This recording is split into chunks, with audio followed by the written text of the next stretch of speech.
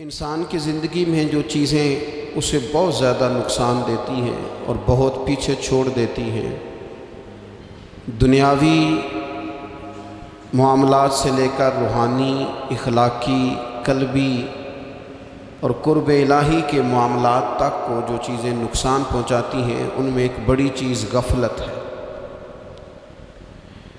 ایک لفظ ہوتا ہے جو ہمیں اکثر سننے کو ملتا ہے کہ آپ کی توجہ نہیں ہے۔ یہ ڈھیر سارے لوگوں کا مطالبہ ہوتا ہے، اہل خانہ بھی مطالبہ کرتے ہیں، کئی موقع پر والدین بھی مطالبہ کرتے ہیں، غرباء بھی مطالبہ کرتے ہیں کہ امیروں کی ہماری طرف توجہ نہیں ہے۔ اور یہ بڑی لازمی سی بات ہے کہ کسی چیز پر جب توجہ رہتی ہے تو وہ چیز بہتر ہو جاتی ہے، اور جب عدم توجہی کا لوگ مظاہرہ کرتے ہیں تو وہ معاملہ خراب ہو جاتا ہے۔ یہ جو عدم توجہ ہے اسی کو غفلت کہتے ہیں، اور جب انسان کے مزاج پر غفلت طاری ہوتی ہے اور غفلت اس پر پوری طرح غلبہ کر لیتی ہے تو پھر اس کی زرخیز زمین کو وہ بنجر کرتی ہے۔ غفلت انسانی دل کے لیے بڑی نقصان دہ چیز ہے اور انتہائی تکلیف اور ضرر کا باعث ہے۔ دلوں پر جو قحط نازل ہوتا ہے، قحط، ویران ہو جاتے ہیں دل، اور جو دلوں پر خشکی نازل ہوتی ہے کہ طبیعتیں خشک ہو جاتی ہیں، یہ غفلت کی وجہ سے ہوتی ہے۔ جو لوگ غافل ہو جاتے ہیں نا، اپنے معاملات کا دھیان نہیں رکھتے، دیکھیں نا، آپ کو کھانا کھاتے بھی غافل نہیں ہونا چاہیے۔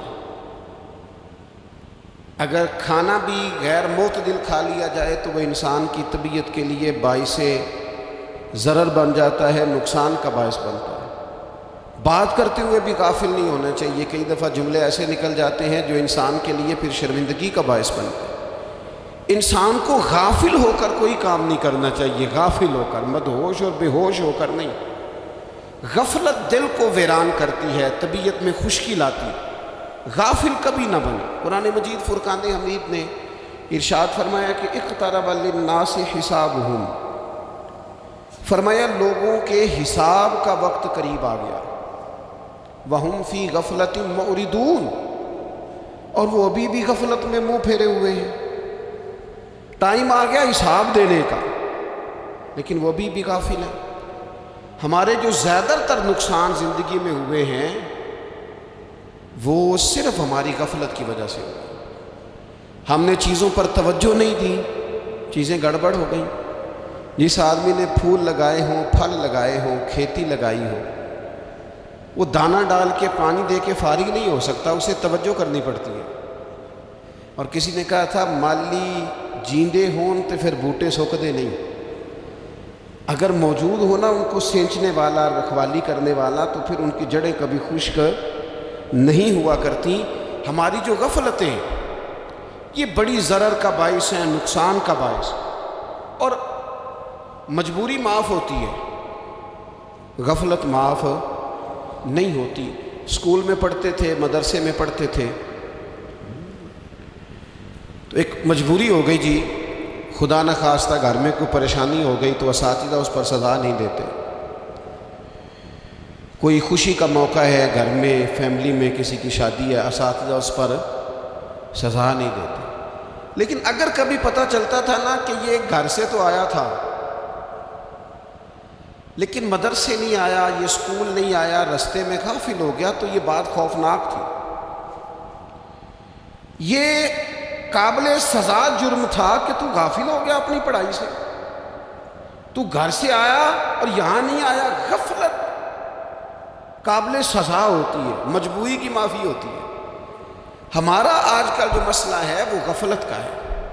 ڈھیر سارے لوگ ہیں، سمجھدار بھی ہیں، سیانے بھی ہیں، معاملہ فہم بھی ہیں، باشعور بھی ہیں، تعلیم کی ڈگریاں بھی رکھتے ہیں، لیکن اگر ان کی زندگیوں کی تکلیفوں کو دیکھا جائے اور بے آباد روح کو دیکھا جائے اور سجدوں سے ان کی دوری کو دیکھا جائے تو ایک ہی بات سمجھ میں آتی ہے کہ پتہ سارا ہے لیکن لے ڈوبی ہے غفلت، توجہ نہیں کی۔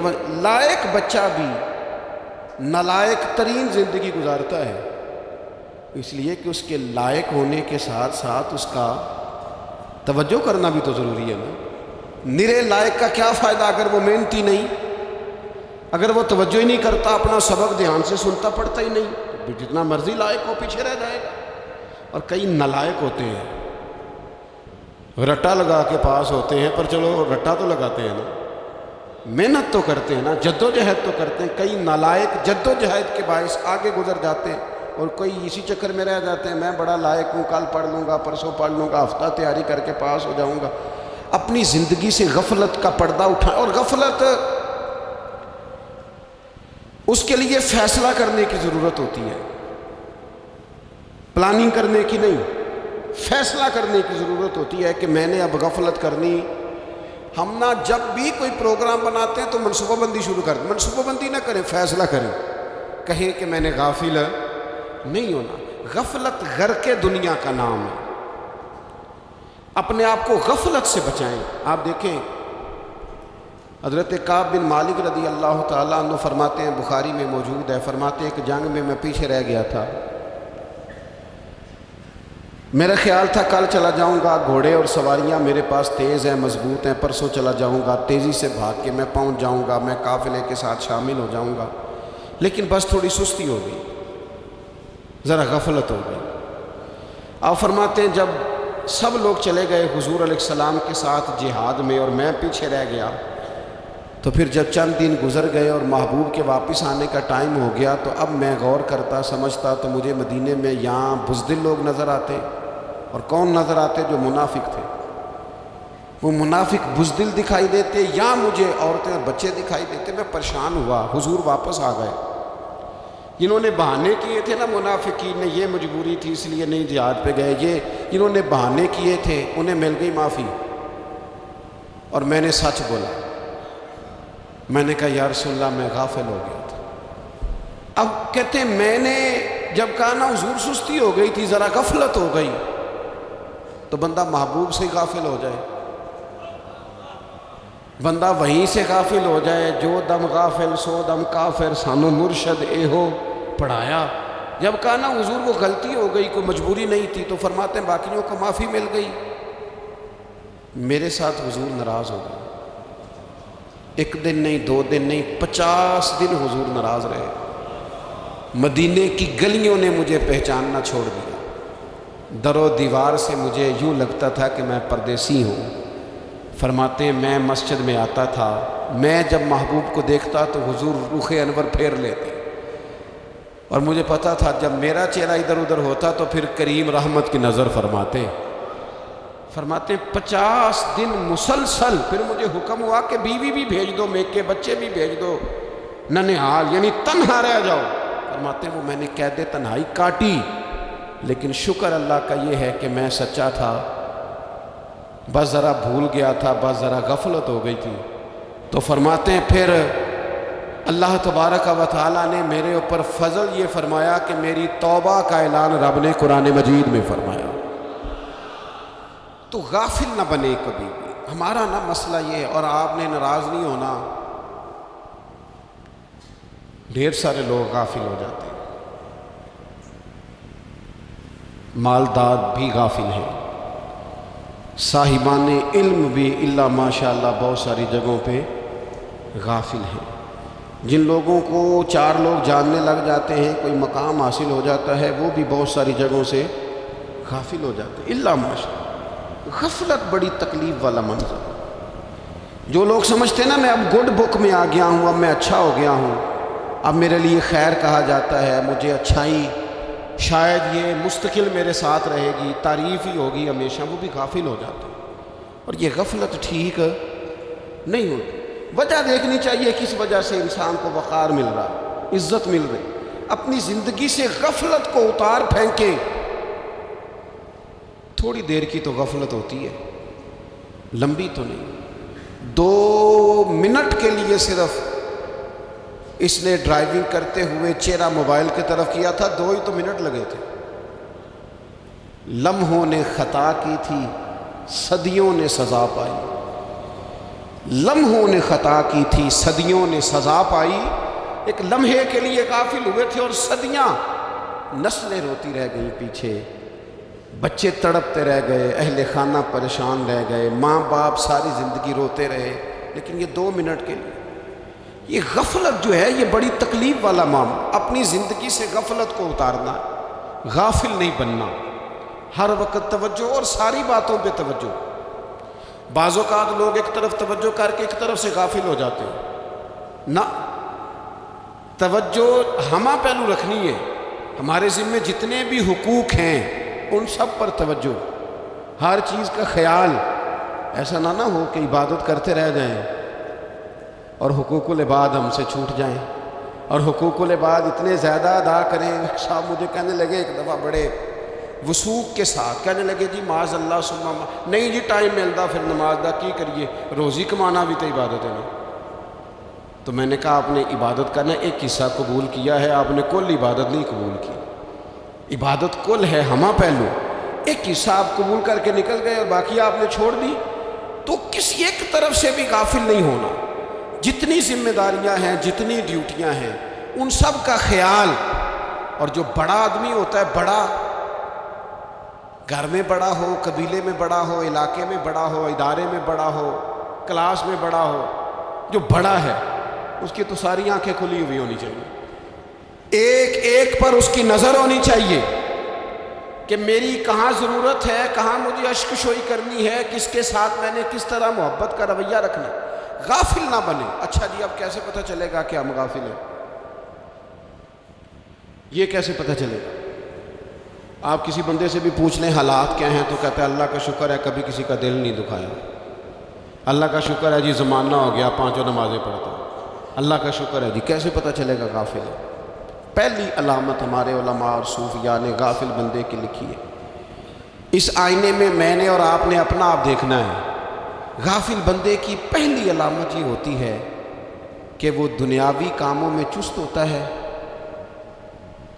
اور اللہ اور اس کے رسول کی فرما برداری میں سست ہوتا ہے۔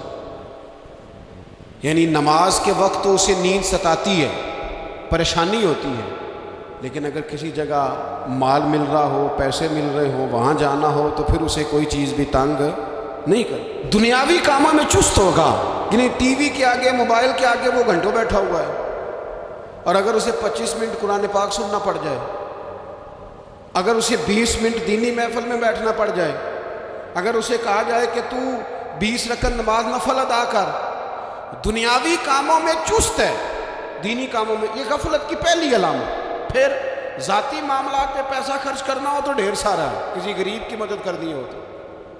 وہ ہمارے ایک دوست ہیں، وہ اکثر کہا کرتے ہیں، وہ کہتے ہیں آج کل کسی سے کہنا فلائی کام میں، دینی کام میں، کسی کی مدد میں کچھ 4 پیسے خرچ کرنے ہیں تو لوگ کہتے ہیں ہاتھ تنگ ہے۔ ہاں کچھ سستا پلاٹ ملتا ہو نا، اور اگر یہ سمجھ آ جائے کہ وہ مجبور ہے بیچارہ بیچنے والا، تو پھر کہتے ہیں میں 2-3 دوستوں کو پھاڑ لے سا۔ ذاتی کاموں میں جب بندہ چست ہو اور دینی کاموں میں سست ہو تو مطلب یہ ہے کہ بندہ غافل ہے، پہلی علامت غفلت کی۔ اور غفلت کی دوسری نشانی یہ ہے کہ انسان گناہ کے کاموں کو معمولی سمجھنے لگ جاتا ہے، یہ غافل بندے کی نشانی ہے۔ گناہ کو معمولی سمجھتا ہے، چھوٹا سمجھتا ہے۔ آج کل لوگ کہتے نہیں میں کو اکیلا کر رہا ہوں، ساری دنیا ہی کرتی ہے۔ اور جناب کیا ہو گیا اگر یہ غلطی ہو گئی تو بندے سے ہو ہی جاتا ہے۔ گناہ کو معمولی سمجھنا، چھوٹا سمجھنا، اور کہنا پھر کیا ہو گیا ہے، انسان سے غلطی ہو جاتی ہے۔ آپ دیکھ لیں کہ سینکڑوں بیسیوں گناہوں کا بوجھ ہمارے سروں پہ ہوتا ہے، لیکن کوئی ہمارا دبدبہ ہے، کوئی ہماری گفتگو ہے، کوئی ہمارے جملوں میں خود پسندی ہے، کوئی ریاکاری ہے، کوئی تصنع۔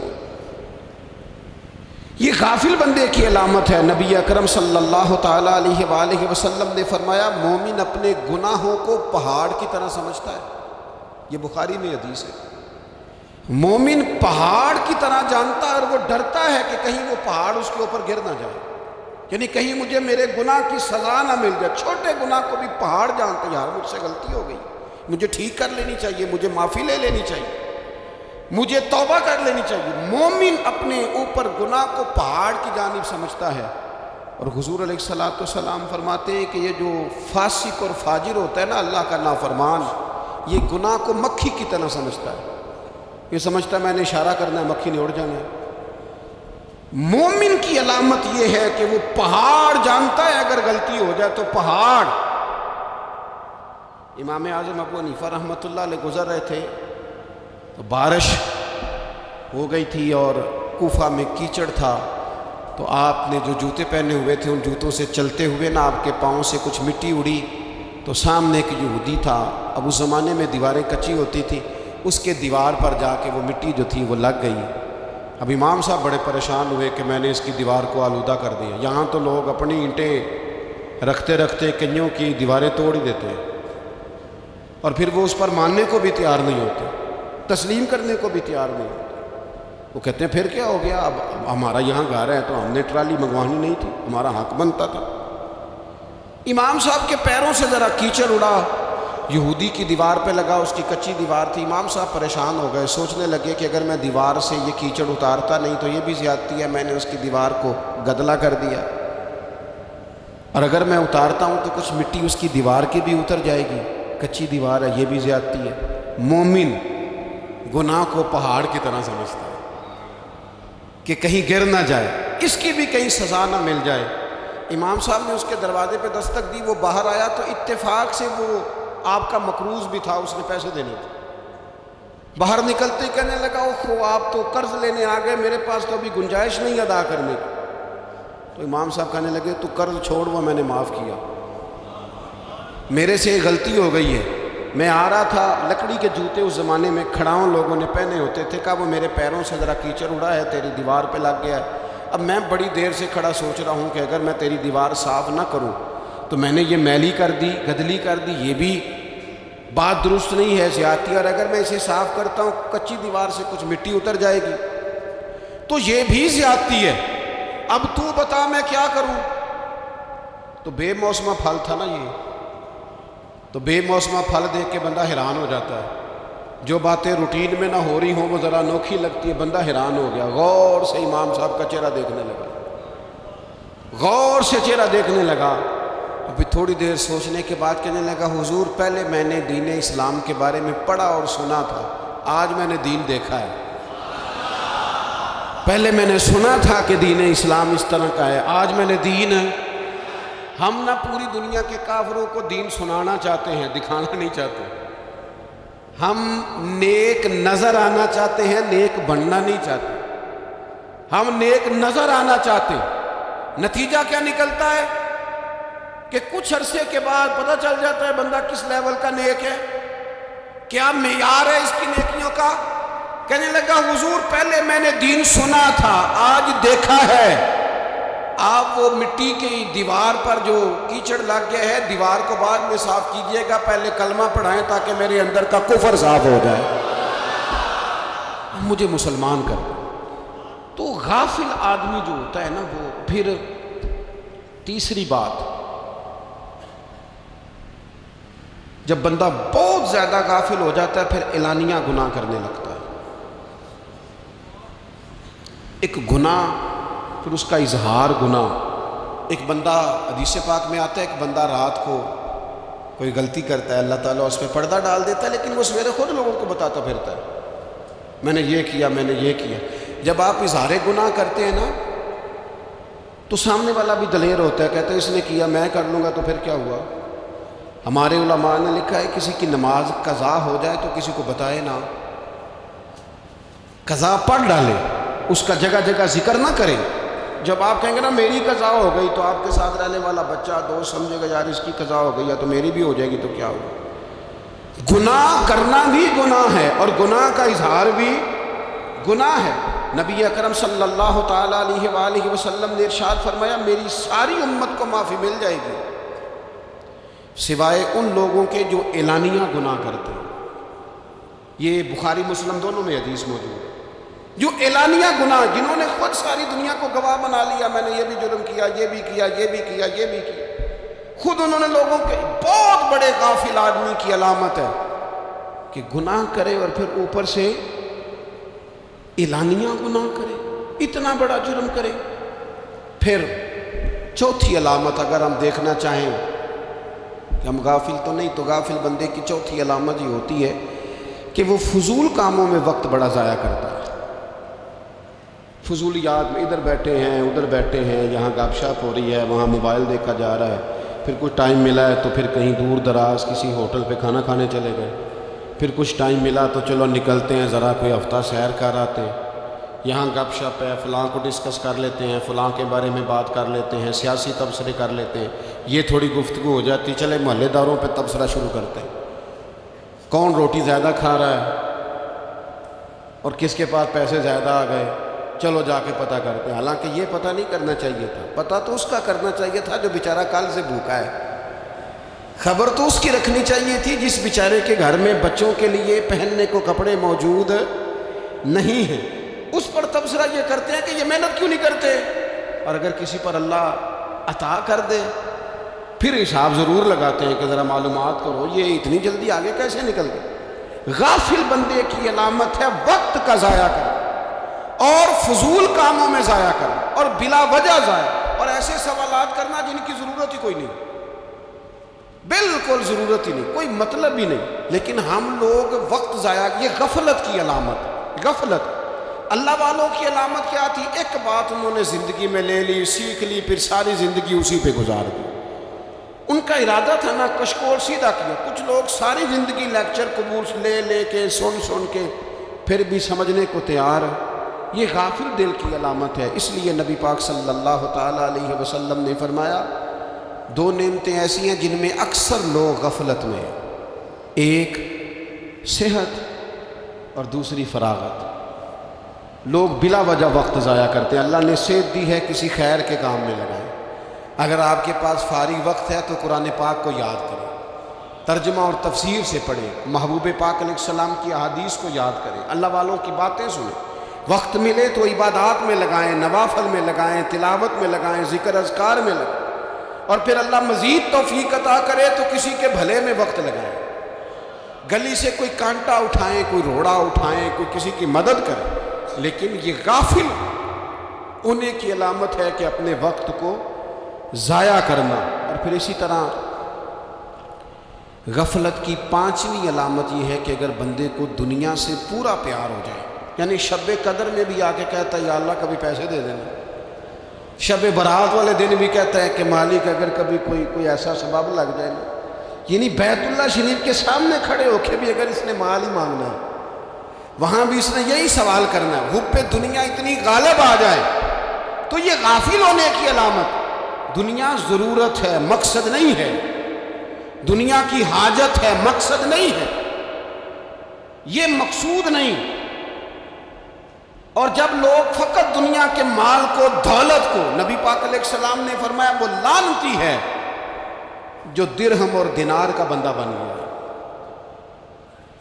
پیسوں کا بندہ بن گیا ہے، مل جائے تو خوش ہوتا ہے، نہ ملے تو تکلیف میں آ جاتا ہے۔ یہ غافل بندے کی علامت۔ مومن تو وہ ہوتا ہے کہ دولت رزق حلال ضرور کماتا ہے تاکہ کسی کے آگے ہاتھ نہ پھیلانا پڑے، کوشش ضرور کرتا ہے، پر دنیا کو جیب میں جگہ دیتا ہے، دل میں نہیں دیتا۔ اس کی جگہ جہاں ہے اسے وہاں رکھتا ہے، اسے دل میں جگہ، دل تو ایک ہے، اس میں رب و رسول کو بسائیں گے یا کسی اور کو بسائیں گے؟ تو حب دنیا یہ غافل ہونے کی بہت بڑی علامت ہے۔ پھر اسی طرح جو بندہ رب کریم کو جانتا نہیں نا وہ بھی غافل ہو جاتا ہے۔ ایک تو جو یہ نہیں نہ جانتا کہ رب کریم سزا دے گا، مجھے دیکھ رہا ہے، اسے نہ اونگ آتی ہے نہ نیند آتی ہے، جو اس کی معرفت نہیں رکھتا کہ میرا رب ہر وقت مجھے دیکھ رہا ہے، وہ بھی غافل ہو جاتا ہے۔ جسے پتہ ہونا کہ مجھے دیکھ رہا ہے وہ غافل نہیں ہوتا۔ اور جو یہ سمجھ لیتا ہے نا کہ شاید معاذ اللہ ثم اس یقین کو پکا نہیں کرتا، وہ غافل ہو جاتا ہے۔ اور ایک جو یہ نہیں نہ جانتا کہ رب مہربان کتنا ہے، وہ بھی غافل ہو جاتا ہے۔ مجھے بتائیے سب سے زیادہ تو بندہ اس کے دروازے پہ جاتا ہے نا جو سب سے زیادہ مہربانی کرنے والا ہو، اس دروازے سے بندہ اٹھتا ہی نہیں۔ تو جس کو یہ یقین ہو جائے نا سب سے زیادہ کرم فرمانے والی ذات اللہ رسول کی ہے، وہ کبھی رب رسول سے غافل نہیں ہوتا۔ وہ کبھی اللہ رسول کا دروازہ چھوڑ کے نہیں جاتا، وہ کبھی کسی اور جگہ جا کے پناہ تلاش نہیں کرتا۔ جسے پتہ چل جائے نا وہ کریم کتنا ہے، مہربان کتنا۔ مولانا رومی رحمت اللہ علیہ فرماتے ہیں بہت بڑا مجرم تھا ایک بندہ، بہت بڑا گناہگار تھا، بت کو پوجتا تھا، تھک گیا ساری رات بت کے سامنے کھڑا تھا، معاذ اللہ یا صنم یا صنم یا صنم کہتا، تھک گیا، نیند آ گئی، اونگ آ گئی۔ جب پوری طرح نیند آ گئی اور دماغ پہ نیند قبضہ کرنے لگی تو اس کے منہ سے نکل گیا، صنم صنم کہہ رہا تھا نا، نکل گیا یا صمد، او بے نیاز مالک۔ رب کریم نے فرشتوں سے فرمایا دوڑ کے جاؤ، جو کہتا ہے اسے دے دو۔ فرشتے کہنے لگے مالک تو بت کو پکار رہا تھا، اس نے تو غلطی سے نام لیا ہے۔ فرمایا مجھے نہیں پتا، لیکن دیکھو نا اس نے مجھے پکارا تو ہے نا، کتنی دیر سے جھوٹے کو پکار رہا تھا، اس کا معاملہ حل نہیں ہوا، اب اگر سچے کو پکارنے پہ بھی حل نہ ہوا تو فرق کیا رہ جائے گا؟ دے دو جو مانگتا ہے، دے دو۔ میرے دوست گھر پتہ چل جائے وہ کریم کتنا ہے، وہ مہربان کتنا ہے۔ میرے رسول پاک علیہ السلام نے تو فرمایا تیری آنکھ سے اگر اس کے خوف سے اتنا آنسو بھی نکل گیا جتنا مچھر کا پر ہوتا ہے، تو جس طرح بھینس کے تھنوں سے نکلا ہوا دودھ واپس تھنوں میں نہیں نہ جاتا، جو اتنا بھی روئے نہ روئے اللہ کے خوف سے، وہ بندہ دوزخ میں نہیں جائے گا۔ تھوڑی دیر کے لیے ڈر جائے اپنے رب سے، آئے تو صحیح۔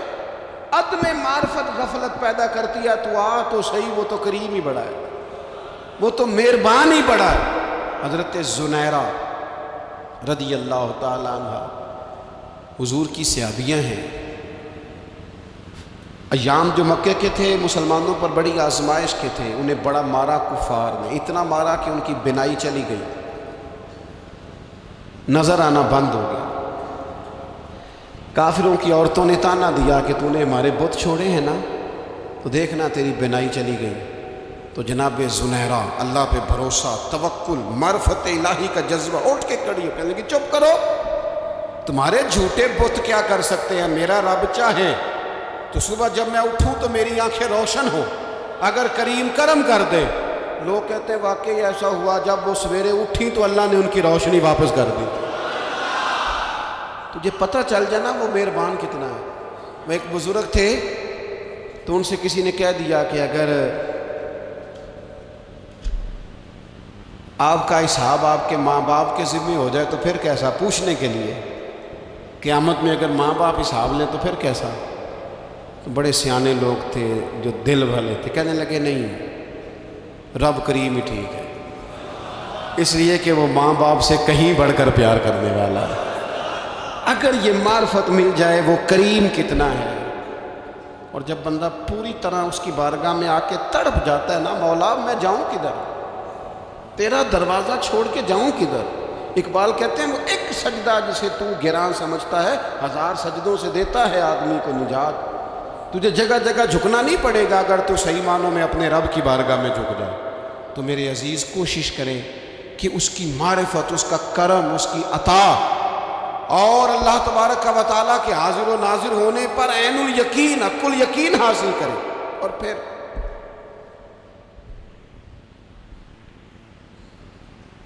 آٹھویں بات یہ ہے کہ غافل لوگوں کی صحبت بھی بندے کو غافل کر دیتی ہے۔ غافلوں کی صحبت میں نہ بیٹھے، ان کی صحبت میں بیٹھے، ان کے پاس بیٹھنے سے دل میں رب رسول کی محبت پیدا ہوتی ہے۔ غافلوں سے بچیں۔ چنگیاں دے لڑ لگی ساں تے چولی چ پھل پئے، تے جدوں میں پیڑیاں دے سنگ رل گئی تے میرے اگلے بھی ڈل گئے۔ برے آدمی کی صحبت بندے کو غافل کر دیتی۔ غافلوں کی صحبت میں کبھی نہ بیٹھے، کبھی نہیں۔ غافل آدمی آپ کو غافل کر دے گا۔ میرے نبی پاک علیہ السلام نے فرمایا انسان اپنے دوست کے مذہب پر ہوتا ہے۔ یہ بہت بڑے لفظ ہیں۔ فرمایا المرء علی دین خلیلہ، انسان اپنے دوست کے مذہب پر ہوتا ہے۔ تو دیکھ تو نے دوست کس کو بنایا، جو تیرے دوست کا مذہب ہوگا وہی تیرا ہو جائے گا۔ ہم نے دوست بنایا نا غوث پاک جیلانی کو، ہم نے یاری لگائی ہے نا داتا علی اجمیری سے، ہماری نسبت ہے نا معین الدین اجمیری سے، ہمارا تعلق ہے نا بہاؤالدین زکریہ ملتانی سے، ہمارا رشتہ ہے نا حضرت مجدد الفسانی سے، ہم ماننے والے ہیں نا اعلیٰ حضرت بریلوی کے، ہمارا تعلق ہے کبھی جماعت علی سے کبھی مہر علی سے، ہمارا ان سے تعلق ہے تو صبح شام ہماری زبان پہ رہتا ہے بالغ العلا بکمالہ کشفت دجا بجمالہ حسنت جمیع خصالہ صلو علیہ وآلہ۔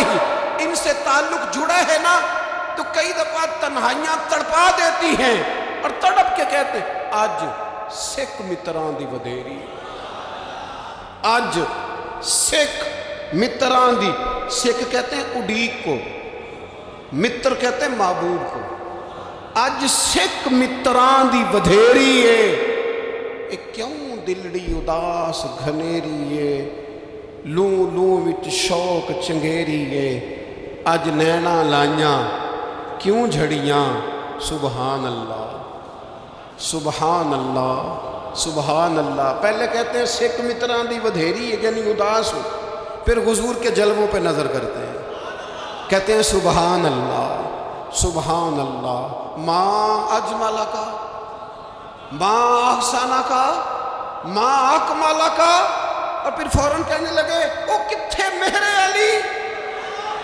او کتھے مہر علی، کتھے مہر علی تے کتھے تیری سنا، اب دیکھو مشتاق اکھی کتھے جاڑیاں، بلغ العلا بے کمال کشفت دجا بے، اور میرے اعلیٰ حضرت کہنے لگے سرور کہوں کہ مالک و مولا کہوں، باغ خلیل کا گلے زیبا کہوں تجھے، تیرے تو وصف عیب تناہی سے ہیں بری، حیران ہوں میرے شاہ میں کیا کیا کہوں تجھے۔ غافل آدمی کی علامت ہے برے لوگوں کی صحبت میں، خبردار ان کے پاس نہ بیٹھنا جن کے پاس بیٹھنے سے تمہارے دلوں میں اولیاء اللہ اللہ کے بندوں کی عداوت پیدا ہو، خبردار خبردار ان کے پاس نہ بیٹھنا جن کے پاس بیٹھنے سے تمہارے دلوں میں حضور کی اولاد پاک کے بارے میں شک پیدا ہو، خبردار اس شخص کے پاس نہ بیٹھنا جو امام حسین ابن علی کے بارے میں کوئی کمزور بات کرتا ہو، بچنا، خبردار اس سے بچنا جو حضور کے صحابہ کے بارے میں بات کرے، بچنا بچنا اس سے، جو سیدنا ابو بکر صدیق کے بارے میں کوئی، دیکھو کیا مقدر ہے صدیق و فاروق کے، جن کے گھر ہی رحمتوں کے خزینے میں، بھلا کیا کہا نبی پاک، حضور نے فرمایا میرے اوپر جس نے نیکی کی تھی بدلہ دے دیا ہے، یہ جو میرے ابو بکر صدیق ہے نا، ان کو میں اللہ کی بارگاہ میں لے جاؤں گا، کہوں گا مالک تو ہی بدلہ عطا فرما۔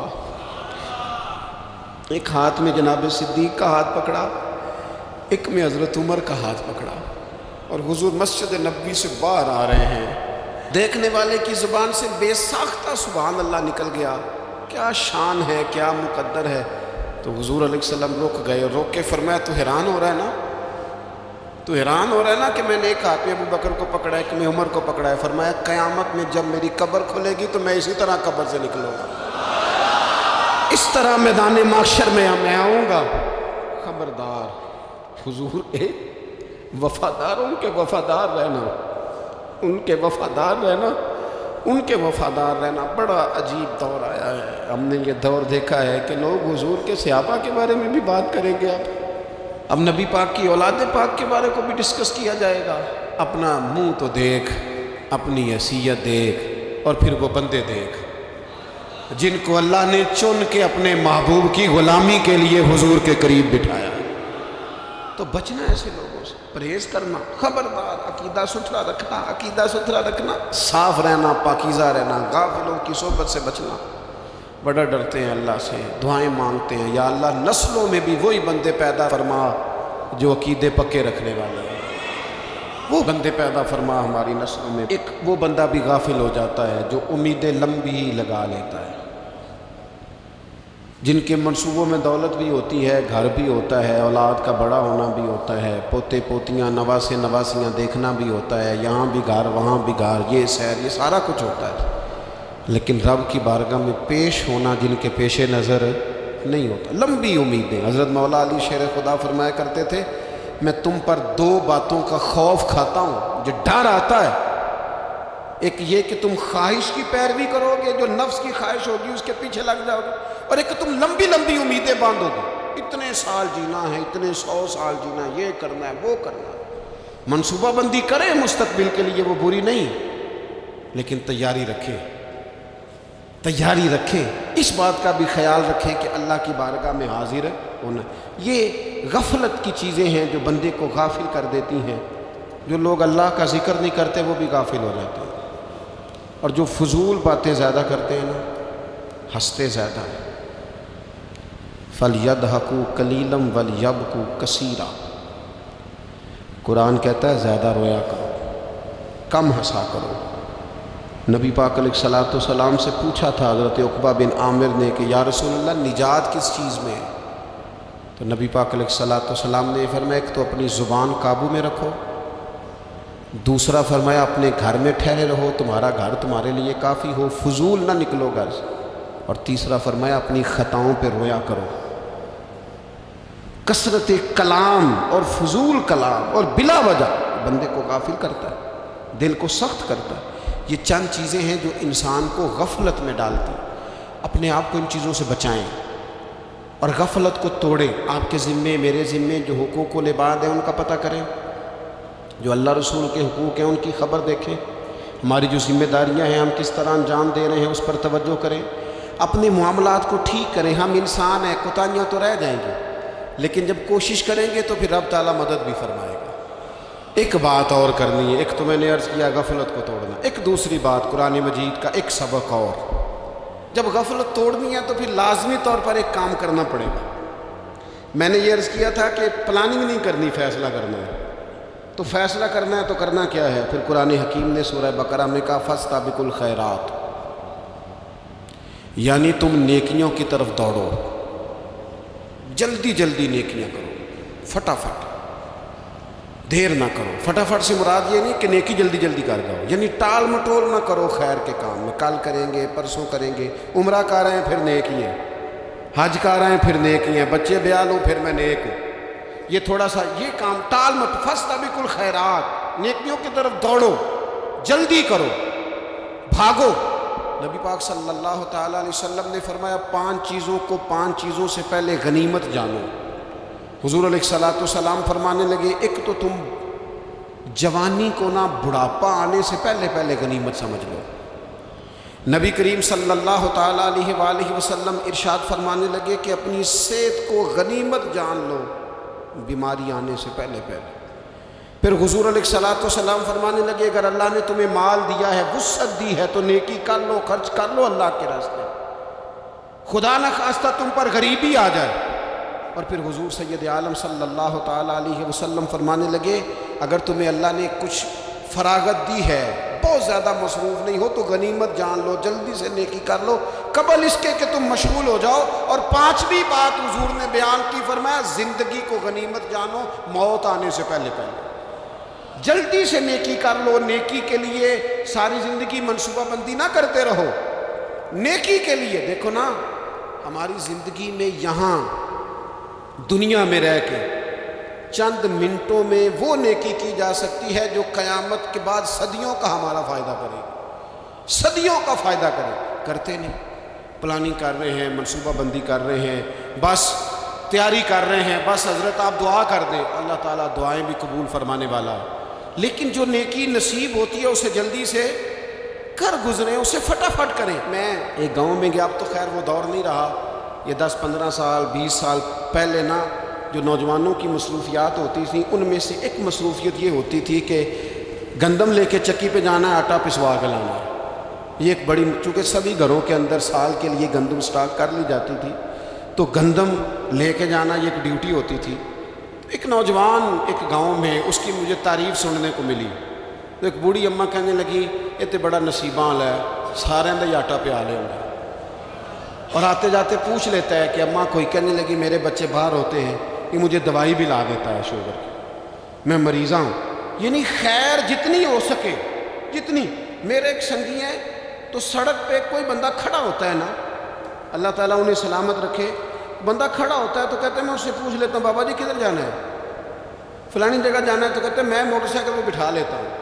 بندہ دیکھ کے مجھے سمجھ آ جاتی ہے ضرورت مند ہے، کوئی چور نہیں، کوئی ڈاکو نہیں، ضرورت مند ہے۔ میں اسے منزل تک، نیکی جتنی میسر آئے، جس حد تک میسر آئے۔ کیا کہا ہمارے نبی پاک علیہ السلام نے؟ حضور نے ہم سے فرمایا کچھ نہ ہو سکے تو بات ہی مسکرا کے کر لینا، اس پر ہی اللہ صدقے کا ثواب عطا کرے۔ فاستبقوا الخیرات، جلدی سے نیکی کر لو، اپنے نامہ اعمال میں روز نیکیاں جمع کرو، کوئی نہ کوئی خیر کا کام روز کرو اور جلدی سے کرو۔ صحیح مسلم میں حدیث ہے، نبی پاک صلی اللہ تعالیٰ علیہ وسلم فرمانے لگے جلدی جلدی نیکی کے کام کر لو ان فتنوں سے پہلے جو اندھیری رات کے حصوں کی طرح فتنے ہوں گے۔ فرمایا اس وقت حال یہ ہوگا کہ آدمی صبح مومن ہوگا، شام کو کافر ہو جائے گا، شام کو مومن ہوگا تو صبح کافر ہو جائے گا۔ اور فرمایا لوگ دنیا کے بدلے اپنا دین تک بیچ ڈالیں گے۔ معاذ اللہ جھوٹی قسمیں نہیں کھائی جاتی، جھوٹا قرآن مجید نہیں لوگ اٹھا لیتے، لوگ دنیا کے لیے دین بیچ ڈالیں گے۔ اس سے پہلے جب فتنے اتنے زیادہ ہو جائیں، اس سے پہلے نیکی کر لو، کوئی خیر کا کام کر لو، جلدی سے کچھ ایسا کر لو۔ حضرت عقبہ بن حارث رضی اللہ تعالیٰ عنہ فرماتے ہیں یہ دیکھیں ہمارے نبی پاک علیہ السلام کی سیرت کیا ہے، حضور کا اسوہ کیا ہے، نبی پاک علیہ السلام ہماری تربیت کس طرح کرتے۔ حضرت عقبہ بن حارث رضی اللہ تعالیٰ عنہ کہتے ہیں ہم نے نبی پاک علیہ السلام کے ساتھ عصر کی نماز پڑھی، یہ صحیح بخاری میں موجود ہے۔ فرماتے حضور سلام پھیرتے ہی فوراً اٹھ کے گھر تشریف لے گئے۔ یہ ہمارے لیے انوکھی بات تھی، غیر متوقع تھی، پہلے کبھی ایسا ہوا نہیں۔ سلام پھیرا نماز کا، حضور جلدی سے تشریف لے گئے۔ اب ہم حیران تھے اور حیرت انگیز طور پر حیران تھے کہ کریم اتنی جلدی تشریف لے گئے۔ تھوڑی دیر ہوئی حضور واپس آ گئے تو محبوب پاک علیہ السلام فرمانے لگے گھر میں ایک چھوٹی سی ڈلی، ایک چھوٹا سا ٹکڑا سونے کا پڑا تھا، مال آیا تھا سارا صدقہ کر دیا، وہ تھوڑا سا پڑا تھا، اچانک مجھے یاد آیا وہ تو پڑا رہ گیا۔ تو حضور فرمانے لگے میں نے کہا کہیں ایسا نہ ہو جائے کہ ساری رات گزر جائے اور میرے گھر میں پڑا ہی رہ جائے، میں جلدی سے جا کے اسے خیرات کر دوں۔ میں نے خیرات کیا پھر میں واپس آ گیا ہوں۔ جلدی سے نیکی، جلدی سے نیکی کر لی جائے۔ ہم بڑا انتظار کر رہے ہیں، بڑا لمبا ہمارا پروگرام ہے، ہمارے پاس ٹائم ہی بڑا ہے، کسی نے کان میں کہہ دیا ہے تیرے پاس بڑا وقت ہے، ابھی تو بڑی عمر پڑی ہے، ابھی تو جناب او میرے بھائی یہ لوگوں کے کہنے کی باتیں ہیں، پھر پتہ ہی نہیں چلتا حالات کس طرح کے ہو جاتے ہیں اور کیا معاملات انسان کے ساتھ درپیش ہوتے ہیں۔ جتنی خیر میسر آئے، جتنا بھلا میسر آئے، جتنی انسان کو توفیق ملے۔ میں نے بزرگوں کو دیکھا، اپنے اصحاب کو، پہلے وہ خدام سے کہتے کہ میں سونے لگا ہوں اور پابند کرتے لوگوں کو کہ فلاں وقت، بزرگوں کو میں نے دیکھا اپنے، وہ پابند کرتے لوگوں کو کہ فلاں وقت میں موجود ہوں گا، آنا، خود پابند فرماتے۔ اور پھر جب بیدار ہوتے نا تو سب سے پہلے خدام کو بلا کے پوچھتے کوئی مہمان تو نہیں آیا؟ وہ جناب آپ نے خود ہی تو پابند فرمایا فلاں دن آنا۔ کہنے لگے چل یار اگر کوئی آیا تو مجھے ملا لو، میری ملاقات کرا لو۔ کیوں؟ اس لیے کہ دور سے آیا ہے، مجھ سے ملنے آیا ہے، کوئی خیر کی بات سیکھنے آیا، چلو میرے نامہ اعمال میں کوئی نیکی جائے گی، کچھ نہ کچھ خیر جمع کر لی جائے، کچھ نہ کچھ ڈیوٹی کر لی جائے، کچھ کام کریں اور جلدی سے کریں۔ حضرت جابر ابن عبداللہ انصاری رضی اللہ تعالیٰ عنہ بیان کرتے ہیں، یہ بھی بخاری میں موجود ہے، کہتے ہیں ایک صحابی نبی پاک علیہ السلام کی بارگاہ میں حاضر ہوئے غزوہ احد کے موقع پر، اور حال ان کا یہ تھا کہ وہ کھجور کھا رہے تھے اور کھجور انہوں نے منہ میں رکھی ہوئی تھی۔ حضور کی بارگاہ میں حاضر ہوئے اور عرض کرنے لگے یا رسول اللہ صلی اللہ تعالیٰ علیہ وسلم اگر میں شہید کر دیا جاؤں تو کہاں جاؤں گا؟ حضور فرمانے لگے جنت میں۔ تو کہتے انہوں نے جو کھجور منہ کے اندر تھی نا وہ انہوں نے نگلی نہیں، اندر نہیں لے گئے، اس کو باہر نکالا اور دوڑ کے آگے بڑھے اور جنگ کرنی شروع کر دی۔ اور لڑتے لڑتے شہید ہو گئے۔ کیا سبق دیا انہوں نے؟ سبق یہ دیا کہ نیکی کرنے میں اتنی دیر بھی نہیں کرنی جتنی کھجور کھانے میں دیر لگتی ہے۔ جلدی سے نیکی کرنی ہے، فٹافٹ نیکی کرنی، اس کے اندر ٹال مٹول نہیں کرنا۔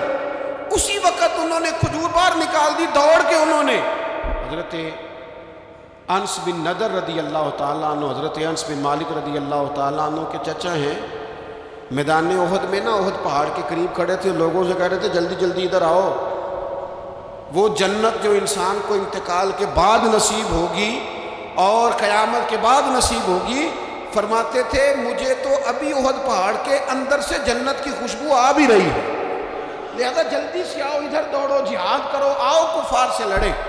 نیکی میں دیر نہیں کرنی، جو نیکی میسر آتی ہے، جس کو میسر، ماں باپ میسر ہیں تو خدمت کر لیں، اہل خانہ ہے تو حسن سلوک کر لیں، اللہ نے اولاد دی ہے تو اچھی تربیت کر لیں، دوست ہیں تو خیر خواہی کر لیں، اگر آپ کو اللہ رمضان عطا کرتا ہے تو زیادہ سے زیادہ اس کی عبادت کر لیں، اگر نظر ٹھیک ہے تو تلاوت زیادہ سے زیادہ کر لیں، زبان چلتی ہے تو رج رج کے مدینے والے محبوب پہ درود و سلام پڑھ لیں، اللہ تعالیٰ کا ذکر کر لیں، جلدی سے خیر جمع کریں، اپنے وقت کو ضائع نہ کریں۔ یہ آج کا سبق ہے۔ ایک تو ہم نے فیصلہ کرنا ہے کہ بس غفلت نہیں، اب غفلت، اب انشاءاللہ اللہ اللہ کرنی ہے، اب کوئی خیر کا کام کرنا ہے۔ میرے حضرت کا ایک جملہ کبھی نہیں بھولنا، فرمایا کرتے تھے زمین کے اوپر کام، نیچے جا کے آرام۔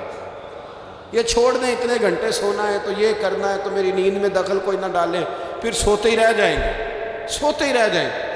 زمین کے اوپر کام اور نیچے جا کے جاگنا ہے، جاگ لے افلاک کے سائے تلے، پھر حشر تک سوتا رہے گا خاک کے سائے تلے۔ اب جاگ لے افلاک کے سائے کے نیچے، جاگ، کھول آنکھیں، ہر وقت کا سونا، ہر وقت سونا، ہر وقت جو اپنے آرام کی فکر کرنا، اس سے نکل آئیں اور اچھا کھانا اور اچھا پہننا اور بس اپنی مرضی کی زندگی من چاہی جینا، اس سے باہر آئیں، فیصلہ کریں، فیصلہ کہ اب غفلت نہیں کرنی۔ اگر اللہ نے کوئی صلاحیت دی ہے تو اسے دین کے کام پہ لگانا ہے، کوئی ڈیوٹی کرنی ہے، کوئی خدمت کرنی ہے۔ دیکھو خدمتیں ہو رہی ہیں، صدیق اکبر مال دے رہے ہیں، عثمان غنی مال دے رہے ہیں، مولا علی نے تلوار پکڑی ہے، میدان میں جا رہے ہیں، فاروق اعظم گلی گلی نگر نگر رسول اللہ کے دین کی پہرے داری کر رہے ہیں، حضرت جناب سیدنا سلمان فارسی ابو ذر غفاری حضور کی مسجد میں جھاڑو دے رہے ہیں، اور بلال حبشی وہ نبی پاک کی مسجد میں اذان پڑھتے پڑھتے رب نے اتنا عروج فرمایا کہ کعبے کی چھت پہ کھڑے ہو کے بھی اذان پڑھنی شروع، انہوں نے اذان دے دی۔ تو کوئی کام کرنا ہے، غفلت کو توڑنا ہے اور نیکی کرنی ہے، ذرا جلدی جلدی خیر کا کام کرنا ہے، نہیں ایسے نہیں، فٹافٹ۔ کیسے جی؟ فٹافٹ۔ تو فٹافٹ کام کریں خیر کا، جلدی جلدی۔ تو یہ خیر کا کام فٹافٹ، جلدی جلدی اور بڑی جلدی اور دوڑ دھوپ کی، اور جب آپ کرتے جائیں گے نا تو پھر اللہ تعالیٰ مواقع بناتا جائے گا۔ آپ سے میری اپیل ہے، بالخصوص میرے ساتھ جو وابستہ سنگی ہیں، جو پیار کرنے والے ہیں، دو باتیں آج آپ نے لے کے جانی ہیں گھر۔ یہی لنگر ہے، یہی آپ کے لیے دعا ہے، یہی ہمارے بزرگوں کا فیض ہے، یہی نصیحت ہے کہ آپ نے دو باتیں لے کے جانی ہے۔ غفلت توڑ دینی ہے، فیصلہ کرنا ہے کہ آج کے بعد غافل نہیں ہونا، اور دوسری یہ بات لے کے جانی ہے کہ نیکی جلدی جلدی، فٹافٹ فیصلہ، فٹافٹ نیکی، ایک کر کے پھر انشاءاللہ دوسری کر کے پھر انشاءاللہ تیسری کر کے پھر انشاءاللہ چوتھی، یہ شروع کرنی ہے، اور آپ دیکھیں گے اللہ تعالیٰ مہربانی فرمائے گا، مدد کرے گا۔